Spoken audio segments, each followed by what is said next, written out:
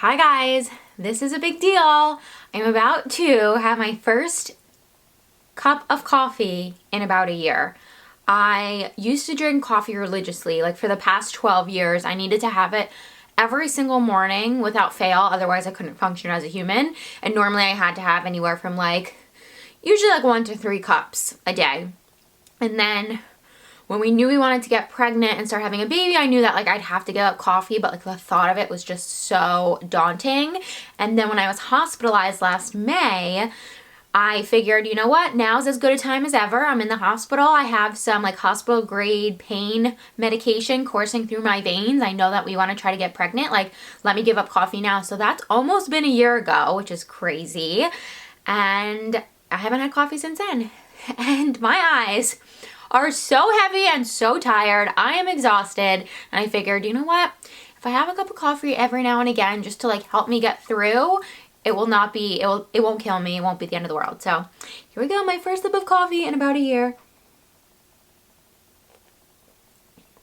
Oh, it's like a past life. So delicious. Okay, so let's dive into my 2-month postpartum update.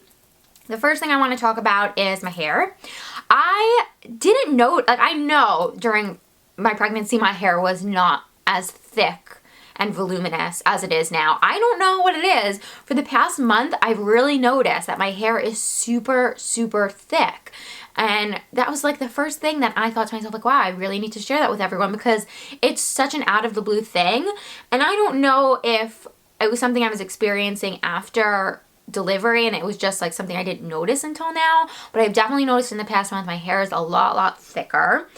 And I am still taking my prenatal vitamins. I'm still taking my Garden of Life prenatal vitamins that I took throughout my pregnancy, and I will link those down below. And I'm taking my iron, and I finished my placenta pills. So I made a whole video on placenta encapsulation. If you didn't get to see that, I will definitely link it. And yeah, it was kind of sad, to be honest, finishing my placenta pills. There was something kind of sad about it because to me, I really equated those placenta pills with him being an infant and my labor and delivery. And so to finish out those pills was bittersweet because let's be honest, the further I can get away from labor and the delivery, the better in terms of healing. But there was still something sad about it, of course. And then, this is a fun one I have on my list. I have found that I developed, so I think I mentioned during my prenatal update videos that a few of you had mentioned you don't have stretch marks on your belly, and I still don't, luckily, but I had said that for my body, when I expand, I don't necessarily see the stretch marks. It's when I shrink back that I notice them. And if you're like, Erica, this is your first baby, how do you even know that? I've fluctuated in weight a few times during my life, not huge, but enough where I've had developed stretch marks as a result. And I noticed and I'll show them to you when I do my belly shot, but I got some red stretch marks on my side, on the side of my hip. And I've definitely been noticing as I've been losing weight that my hips really, I really gained weight in my hips and my hips really expanded, which makes sense, right? If your hips are going to expand at any point in your life, they're going to do it when you have a baby and when you deliver a baby. So I noticed those stretch marks on my side, and the reason that they sort of threw a red flag into the game or kind of set off alarm bells to me was because they were red, and I've never had the red purple stretch marks. I've always had, they're not white, but I don't know, they've always been very light in color, and they've been not super noticeable, whereas these red ones, the red purple stretch marks, I feel are very apparent. And so I got a little bit nervous with that, but I have been trying something on them, and I noticed literally an immediate change. And I'm gonna keep doing it and see if the change continues, and if it does, then I'll make a video about it and share it with you guys. But I don't want to share a false hope or anything, but what I've seen already has been pretty remarkable. So I'll show you those stretch marks when I do a belly shot, but yeah, those were definitely a little jarring, to say the least. Speaking of my body and stretch marks and stuff and weight, I am 138.5. I just weighed myself, and I know that these last 10 pounds are going to be the hardest to get off. So I know that I'm at the point now where all the weight I've lost over the past 2 months, and if you don't remember, if you don't know, if this is like the first video of mine that you're watching, when I gave birth, I was 178, which is a lot for me. I was 178. I gained, I mean, they initially weighed me at 122, which was really light for me. Like normally I'm 125 to 128. I don't know if I was just like having a skinny day or whatever. But I finished at 178, which means I gained a grand total of 50 pounds, if my math is correct. If it's not, don't come for me. I'm so tired. But yeah, 50 pounds.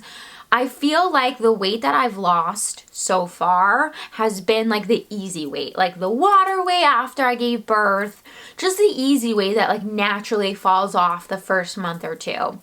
These last 10 pounds, I know that these are like, this is going to be what's hard. And what's tricky is I know my body so well, and I know that these last 10 pounds aren't going to, like, it'll come off naturally over time, like, you know, over maybe the next year, which is fine. But I know that like if I really want to get it off, I'm going to have to work out. That sounds ridiculous. But you know what I mean? Like, I'm really going to have to work out. I'm not going to be one of those types of people who can just breastfeed and like it'll naturally come off, or like it'll just naturally come off by me like walking around the neighborhood. Like I need to go to cycle class, or I need to really work out. And I don't want to mess with my milk supply. So apparently if you do vigorous cardio exercise, you can mess with your milk supply and it can start to diminish. And I just, especially while he's so young, especially like, I just don't want to mess with it. And so for me at least, I'm like, it's not worth it. Like I don't need to be where I was before right now. If, you know, when he stops breastfeeding, then I can really focus on me and kind of get back into that vigorous exercise. But until then, like, what's the point? You know, like, what am I doing that I need to be like, you know, back to my original size? So yeah, I'm about 10 pounds away from where I feel comfortable and from where I was, you know, pre-pregnancy. And I don't expect that 10 pounds to like just melt off easily, but it'll come off eventually. And that leads me to breastfeeding. I'm still breastfeeding. We're still doing the whole thing. I'm still using the nipple shields. Breastfeeding no longer hurts, which is good. I still have to use the nipple shields because without the nipple shields, it does hurt. So that's not great. But with the nipple shields, it's fine and whatever. Like it's a pain in the neck, and it's definitely like an extra piece of the puzzle that, you know, needs to come into play when we're going somewhere, or, you know, if I'm just breastfeeding at home, like I always have to make sure I have a nipple shield nearby. But he's getting enough milk, he's growing, everything is fine. So I feel like appreciative of that. And breastfeeding, what else did I want to say about breastfeeding? I think that's everything I want to say about breastfeeding. I'm still loving the Eco pads. I think I mentioned in my breastfeeding essentials video that I got these little Marley's Monsters pads that I'm wearing right now. I'll show you. They are so cute. They're smaller than the Eco pads, and they're a little bit thicker. They are really cute. They have really cute designs. I will link Marley's Monsters down below. What I really love about them is they're small, so they are definitely a little more discreet than the Eco brand pads, and just like the Eco pads, they don't stick to my boob. So if you have a little bit of milk there when you put your pad in, it's not going to stick and it's not going to cause you any pain. So that's good. Oh, speaking of boobs, this is really funny / tragic. And if I were a little more self-conscious of my boobs, then I definitely think I would have to get surgery, or like some sort of plastic surgery, because my boobs, guys, look insane. They look crazy, and I wish, okay, this is gonna sound crazy. I wish I could show them to you. I can't. I wish I could show you because they look crazy. So this boob is so much bigger than this boob, and you might be, I don't think you can tell on camera, this boob so much bigger than this boob. And I know like everyone's gonna say like just breastfeed more on your right side, like it'll even out. I think those days are long gone, because I evenly breastfeed, and still this one is so much bigger than this one. And then the real kicker is that my nipples, guys, look crazy. They look insane. This nipple is so much bigger than this one. Like, scary. Like, my husband and I just have to laugh sometimes at how what word am I looking for? I I can't think of the word, but just disproportionate, I guess, like how disproportionate they are. It's crazy. So again, like luckily I don't know, and because we're gonna have more kids, I can't be bothered at this point. Sort of like with my weight, I'm like, it'll come. I mean, these won't figure themselves out ever again. Like that's it for my boobs. But because we're gonna have more kids, like what are you gonna do? And again, like I don't know, I've never really been self-conscious about my chest, and I've always been pretty flat-chested because I danced and like was very active growing up, and so having boobs at all is kind of different and weird for me. But yeah, the difference in nipple size is crazy. And my next, funny enough, little note is saggy body skin. So just like super glamorous postpartum life over here. Yeah, my body, because of the weight that I've lost, and I'm sort of now, like I said, at the point where I'm at that last like hard 10 pounds to lose, I have like, my skin just feels like a little saggy and everything just feels like a little droopy.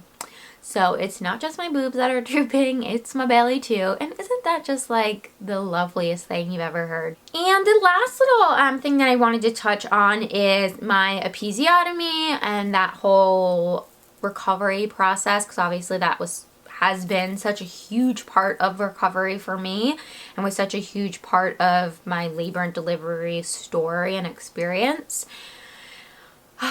If you watch my weekly vlogs, then you'll know I had my last postpartum visit. I'm going back in July, but that's for my like yearly checkup. So I had technically I had my last postpartum visit about 2 weeks ago, I want to say. And oh my gosh.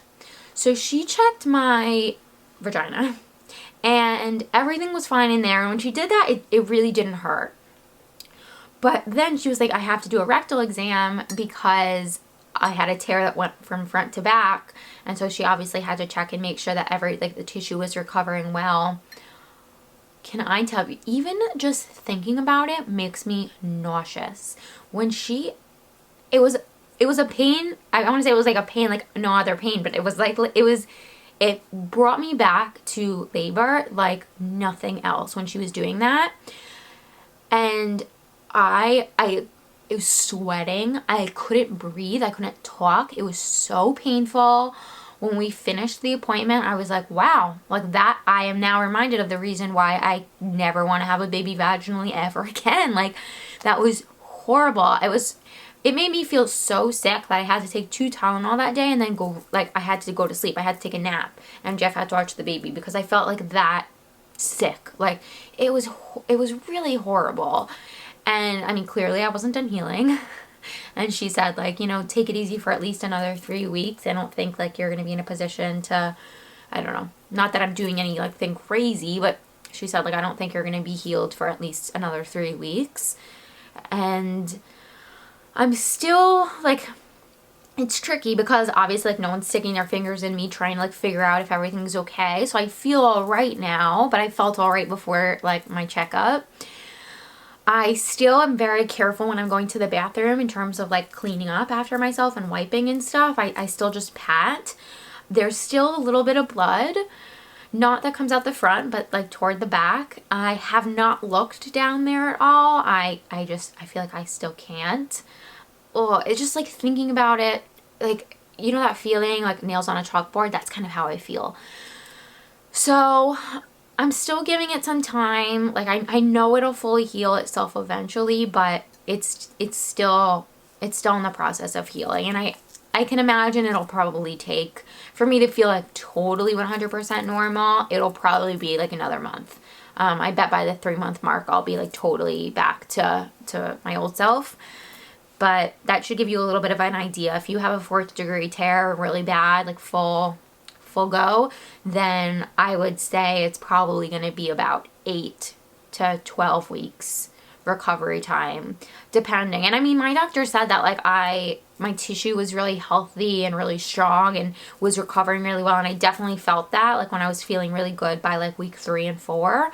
But in terms of being fully healed, like fully, no more blood, like everything's good, I think, at least for me, I'm looking at 8 to 12 weeks, more so on 12 weeks. Okay guys, I will show you a belly shot. Okay, so here is my 2-month postpartum belly. These are actually my prenatal leggings, funny enough. I find that like my normal clothes are fitting, my normal pants are fitting, but I don't know, my hips are still feeling pretty large, so there definitely are like, and by normal pants I mean my leggings. Like I'm definitely not wearing jeans yet, but normal leggings and stuff fit. Whereas by the end of my pregnancy, like my normal, not postpartum leggings did not fit. So yeah, obviously still have that line there. And then this is what I was talking about in terms of like excess skin. So see here, that's like some excess skin. I just like feel like, you know, just like a lot of like excess stuff, which will, again, like will eventually go away. A little bit of like excess here, but I guess for 2 months and for like not exercising at all and just like living in my bed with my newborn, I can handle this. So yeah. This is the 2-month belly. Oh, I didn't show you my stretch marks. Never thought I'd say that on the internet. I don't know if you can see. Can you see a little bit? Maybe not. I don't know. They've dulled a little bit, but like definitely some there. I don't know. Can you see a little bit? I think you can. There, see? There and there. So I'm working on getting those away, and I feel like if it works, I'll let you know. And guys, that's it for my postpartum update. And that's it for my postpartum updates in general. About me, at least. I mean, I still like be doing Hugo's. But isn't that crazy? Oh my gosh. I feel like the whole pregnancy went by so fast. Which is insane, because in my head now, like having him here, I'm like, oh my gosh, like every day is so slow, and it's obviously because I'm not sleeping. But time really does go by quickly. It was such a dream and a wish of mine to get pregnant, and we were until 1 year ago today, and that's what we were doing. We were hoping and trying for a baby, and it's crazy how much can change in a year. And I just feel so grateful that it was something that we both really wanted and something that happened for us, because I know that it doesn't happen for everyone. And we had a relatively easy time getting pregnant, and then just looking back on my pregnancy, I can only feel grateful because for the most part, I mean, I had a really healthy pregnancy, and I have a very healthy baby. And so I just feel like so eternally grateful for that.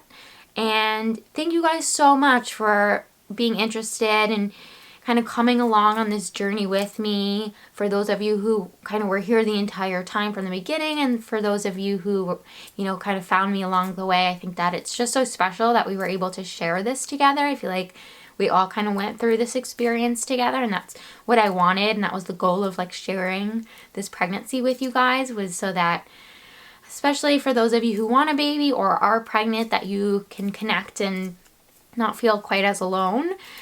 And so thank you for letting me do this. And, you know, definitely keep checking out Hugo's updates. And if you want like a sort of play-by-play on how I'm doing, definitely check out my weekly vlogs. I will see you guys, hopefully, fingers crossed, for my next pregnancy. I didn't mention that, but we're definitely feeling, well, I'm definitely feeling a little baby fever. Not necessarily for like the whole labor part, like forget that. Like if we could figure out like a less painful way to do that, that would be great. But every day I fall more and more in love with Hugo, and you know, my heart opens more and more, and I just know that I definitely want another baby. And so I will see you guys for my next baby. Fingers crossed. Alright guys, don't forget to subscribe, give this video a thumbs up, and I'll talk to you all really soon. Bye guys.